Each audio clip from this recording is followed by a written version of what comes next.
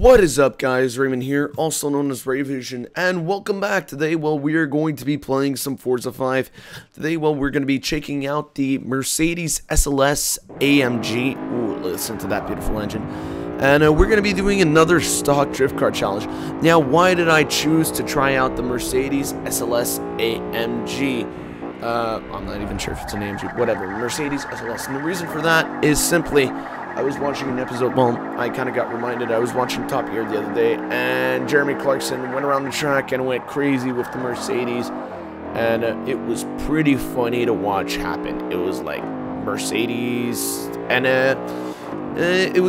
what he was doing is he was taking around the Mercedes around the first ever NASCAR track, so that is pretty awesome, okay? And then he went crazy and he put his foot down and it just went sideways. And so the car is actually very good in the corners when it comes to drifting. It is very touchy though because of it's a very heavy car. You put a bit too much throttle and you can really spin out.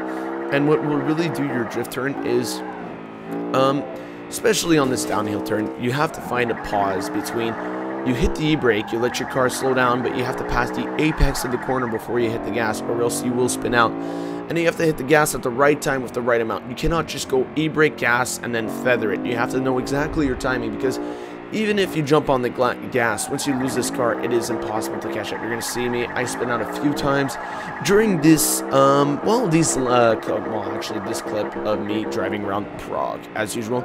And so, let's pull up the Excel document right here, so like that, we know what we're looking at. So right now, the Excel document, we currently have 5 cars in it. We have the Mercedes SLS, the Mustang, the Shelby GT500, the Nissan GTR, Audi R8, and the Aston Martin.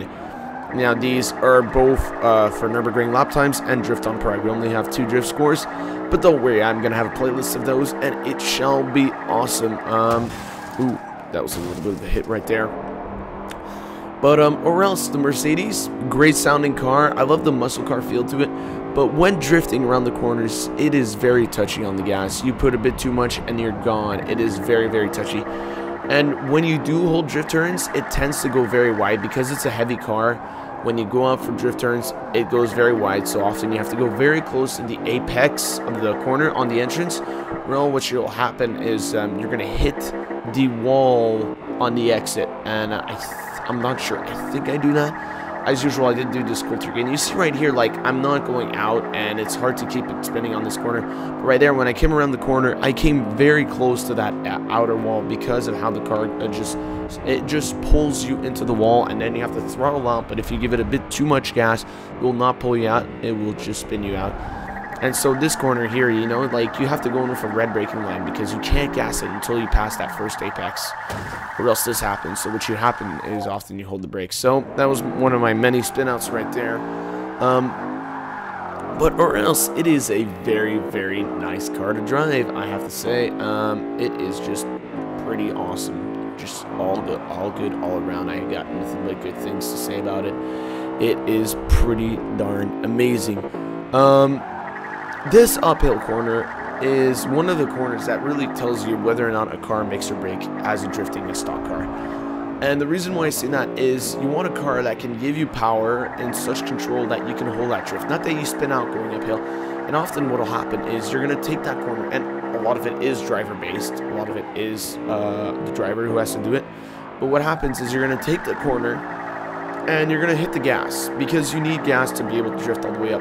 But the problem is if you hit it too much, you're going to spin out and you're going to let go of the gas, you're going to go straight into the wall. What you want to do is you want to hit the gas, but you want to go with enough speed into that corner, hit that e-brake, and then give enough gas so you can make it up that corner. Not enough to spin out, and at the same time, not too little so that you can't hold that drift.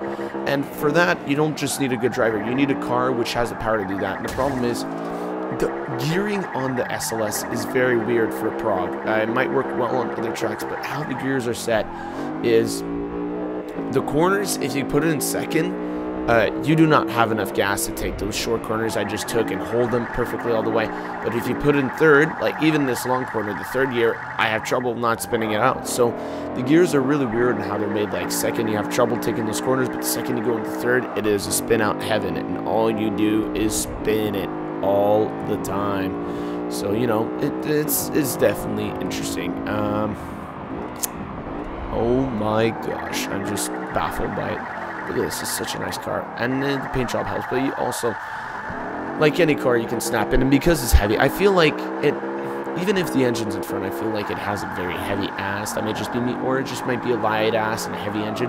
What happens is the engine holds all the gravity and holds all the traction, and then you just have your ass swing out like no one's business. But I could just babbling on and have no idea what I'm saying. So, is the Mercedes SLS as good as the Shelby GT500? The answer is, in my honest opinion, no. You're paying more for it.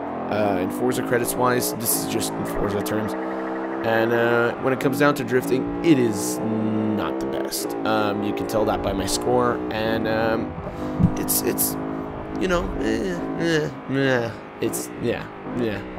But I have a question for you guys. Tell me which car you guys want me to test out for stock drifting next. Be sure to leave that in the comments below, so like that I know what you guys are interested in. When you guys don't leave comments, I'm just going to put a car that I'd like to drive around the track. I have in mind the C63, the Challenger, stuff like that.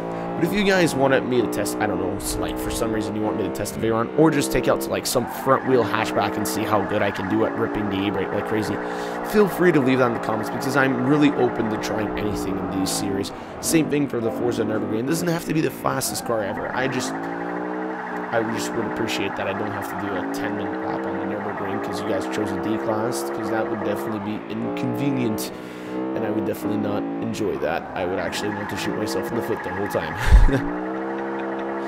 Oh, look at this guy, just taking these corners so slick, like a pro. Now right there, you see, is you have this issue, it is very touchy. Either you're spinning out, or either you don't have enough power.